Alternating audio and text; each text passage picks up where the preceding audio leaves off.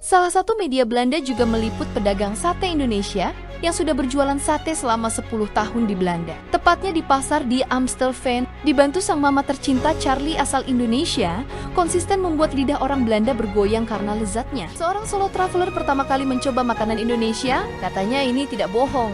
Dia berani bersumpah, ini makanan benar-benar enak. Dia belum pernah makan makanan seperti ini selama hidupnya. We couldn't resist trying the fried chicken rica-rica. Satu hal yang mengejutkan, masakan Indonesia sedang menginvasi Eropa. Az indonéz konyha jelenléte nagyon erős Hollandiában, ami a gyarmati korszakkal magyarázható. Különösen híres a rijstafel, ami számos ételből áll, amelyeket kis adagokban szolgálnak fel.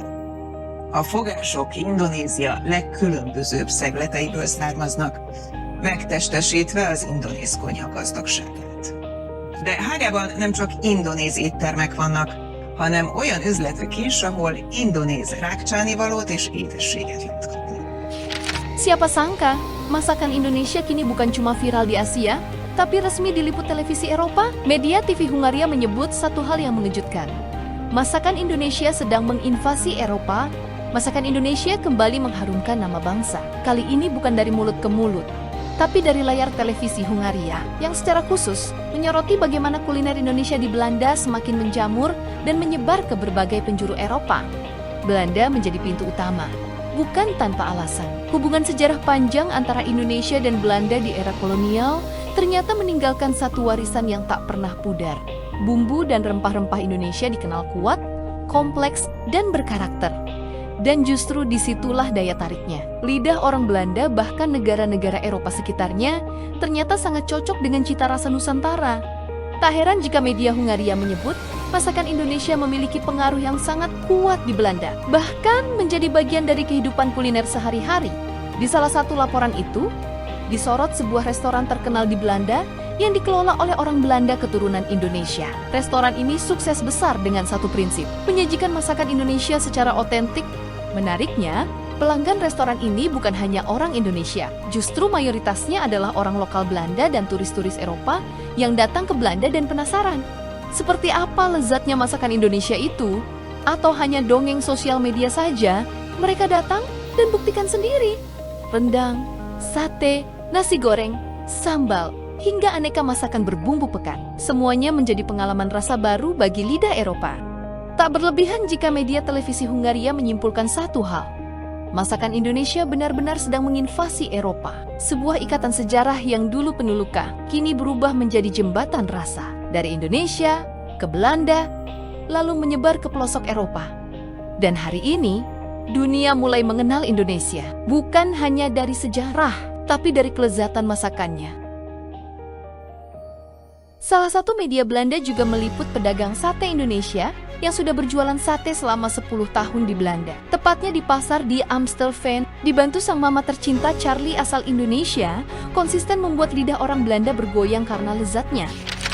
Het geheim van een goede saté is denk ik wel dat het met heel veel liefde gemaakt moet worden. Kijk eens wie ik hier heb.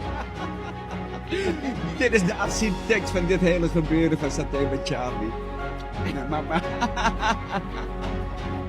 Ze is 87 jaar. We verkopen 5 soorten satés. Dat is kip, varkens, lam en natuurlijk saté kambing. Als een echte Indonesiër dan moet je saté kambing hebben. Want anders word je maar voor een nep-Indo verklaard. En dat zijn we natuurlijk niet. Dus vrijdag staan we hier in Amstelveen op het Stadshart. En zaterdags op de Lindengracht in de Jordaan. Tada! One of our favorite Indonesian spots just opened a new branch at Market 27 in Amsterdam Noord. We couldn't resist trying the fried chicken rica-rica along with their other Indonesian dishes. So we're gonna have this new menu. You guys are actually the first one that's gonna try this. It's called Choto Ayam. It's like a soto kit, but with a little bit of coconut. And don't miss their famous ribs gado-gado, steamed chicken, and their new dumplings. They're definitely a must-try. Check out Bali Brunch inside Market 27 and treat yourself to these delicious flavors. Seorang solo traveler pertama kali mencoba makanan Indonesia, katanya ini tidak bohong. Dia berani bersumpah, ini makanan benar-benar enak. Dia belum pernah makan makanan seperti ini selama hidupnya. There are two things I was told I have to do before leaving Amsterdam. Hit the red light district and get some bomb Indonesian food. And Samperna is said to be the best in the city. I had no idea what to pick, so I just let my waiter decide. And you know when the hair goes up, I'm about to go to work. The first dish was this fried cod with Balinese chili sauce. Bussin'. Next were these delicious beef and chicken skewers. Yeah, those were quickly deep-throated, and I moved on to this delicious Indonesian fried rice. The flavor in this goes so crazy. One thing's for sure, you can never call Indonesian food bland. This one right here, the boiled egg, I'm very weirded out by this, but I'm gonna just try it anyway because that's just what you do. I've never tasted anything like this in my life. Oh my god, that's amazing. Wow. This key pie, they know what they're doing here. So pull up. Y'all know I do not exaggerate. Like if it's on my page and I actually took the time to edit it and post it, it's fire. I'm willing to die on that hill.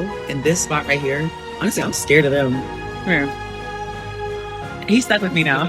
This was honestly one of the best meals that I've had in a while. But if this is my introduction to Indonesian food, yeah, I'm a huge fan. So much so that I went back the next day.